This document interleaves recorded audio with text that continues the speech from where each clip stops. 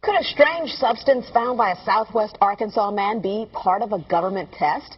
Well, that's the question at the heart of a phenomenon called chemtrails, now getting widespread attention. Well, tonight, KSLA News 12 investigation reporter Jeff Farrell shows us the results of testing we had done about what's in our skies. It seemed like some mornings it was just crisscrossing the whole sky. It was just like a giant checkerboard. Bill Nichols snapped several photos of the strange clouds from his home in Stamps, Arkansas. They begin as normal contrails from a jet engine, but do not fade away like a normal contrail. Soon after, he saw particles in the air. You know, because we'd see it drop to the ground in a haze. Nichols then noticed the material collecting on the ground. This is water and stuff that I collected in bowls. I had it set out in my backyard on my dad's pickup truck. KSLA News 12 had the sample tested at a lab. The results? A high level of barium, 6.8 parts per million, more than 3 times the toxic level set by the EPA. Armed with these lab results about the high levels of barium found in our sample, we decided to contact the Louisiana Department of Environmental Quality. They told us that, yes, these levels are very unusual, but at the same time, they added the caveat that proving the source is a whole nother matter. Barium is a hallmark of other chemtrail testing, which even attracted attention from a Los Angeles TV station. There's already no shortage of unclassified weather modification programs by the government.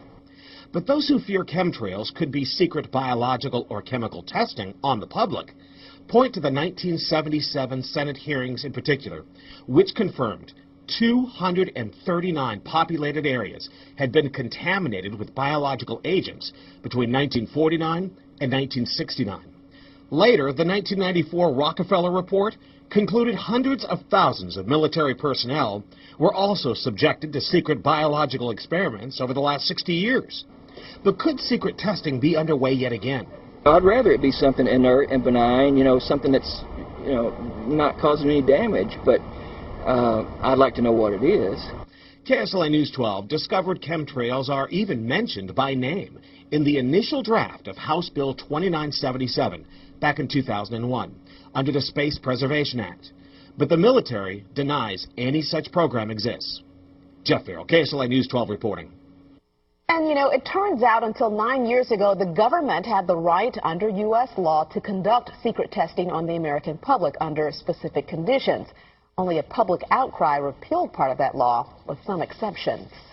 Now, Jeff's report mentioned high levels of barium linked to those alleged chemtrails. We wanted to find out exactly what effects barium has on the body. We spoke with Mark Ryan, the director of the Poison Control Center. Ryan tells KSLA News 12 that short-term exposure can lead to anything from stomach to chest pains. Long-term exposure causes blood pressure problems. Ryan addressed concerns by chemtrail researchers that barium could be meant to wear down a person's immune system.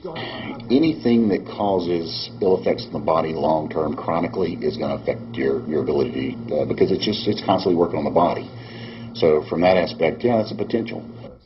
Ryan says he's conducted research on his own about secret government testing on the public, but he's still a bit skeptical about the alleged chemtrails, at least at the moment, because the Poison Control Center has seen no calls about exposure to barium.